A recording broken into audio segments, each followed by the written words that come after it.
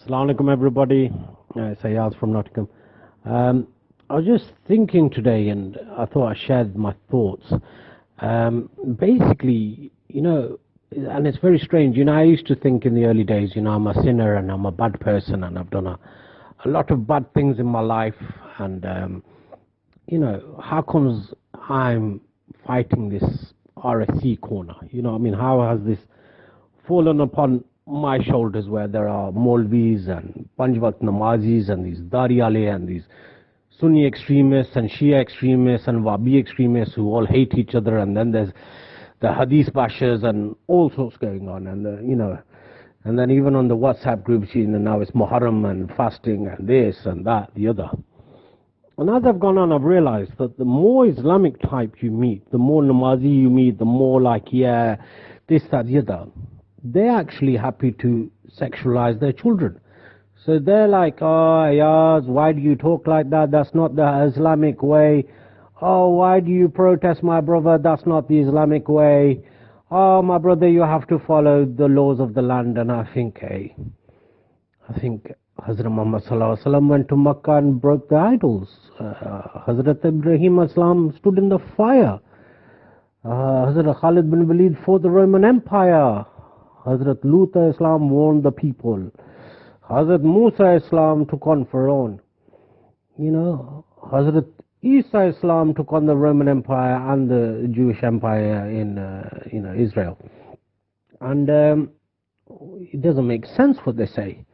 Because what good is your namaz, roza, this Muharram, this fasting, this, that, the other, when you would agree with the Qawm Lut? Now let's put this into context.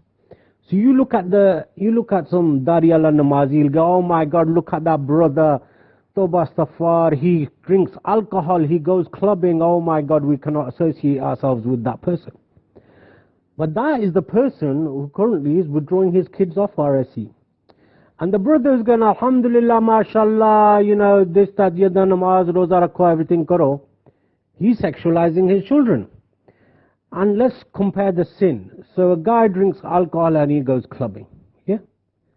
And he's a bad sinner. Yet there's the other guy who reads namaz and does roza and everything. Yet he agrees with Qawm Lut. Now let's compare the sin for a moment. So that guy drinks alcohol and goes clubbing. So that's maybe once a week he goes clubbing on a Friday night, has a bit of a drink. Yeah, it's a very bad sin. The other guy, he agrees with Qawm Lut activity in the schools. So there's 12 million children in the UK. So every time one of them sees a sexual picture, that sin is upon you. So now the day of Qiyamah is here.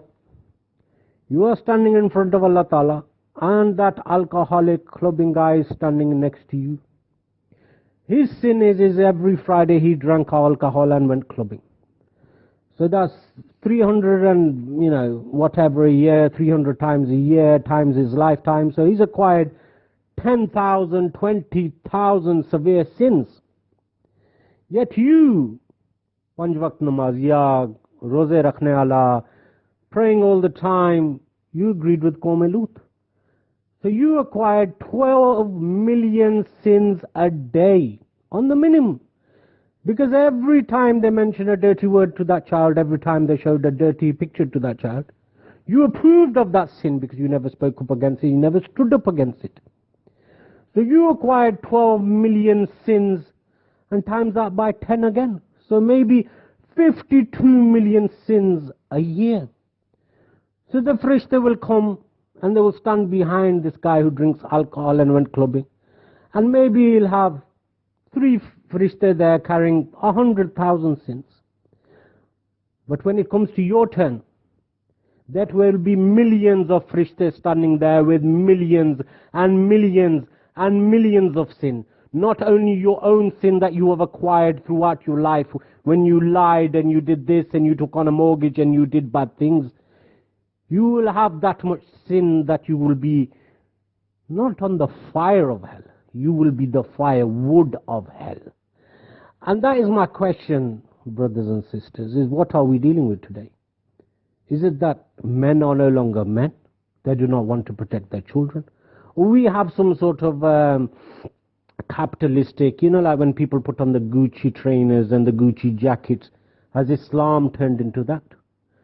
Our Maulvis and Alims are quiet. There might be some who've spoken out a little bit, yeah? But I haven't witnessed anybody protesting. I haven't witnessed anybody making any proper noise.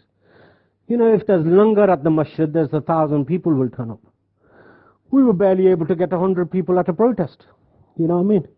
And we continue to protest and go on, but it's strange. You know what I mean? Maybe the people who show that they are Islamic, and even on these WhatsApp groups, is day and night of Islam, Hadith this and Quran Sharif this and whatever. But when you talk to that person, and you say, my brother and sister, are you withdrawing your kids from school? Are you standing up against this? They'll be like, bro, aren't you worried? Maybe the police will come on your case or this, that, the or, we have mortgages to pay. We can't do that. We're not, you know what I mean? So think about it, because the time will come one day when you will meet your Lord, your Creator, and you shall be counted. And your Lord will ask you, you read namaz, you did roza, you did everything, but yet you sexualized your own children. Not only did you sexualize your own children, you did not use that tongue of yours to speak against the sexualization of millions and millions and millions of children. And that sin will sit upon you. So it's just my thoughts today, and I thought I'd share them out. You might agree or you might disagree, but think carefully. When your tongues are quiet, what are you, going to get? What reward will Allah Ta'ala have for you when you have destroyed the innocence of children and not stood up against it?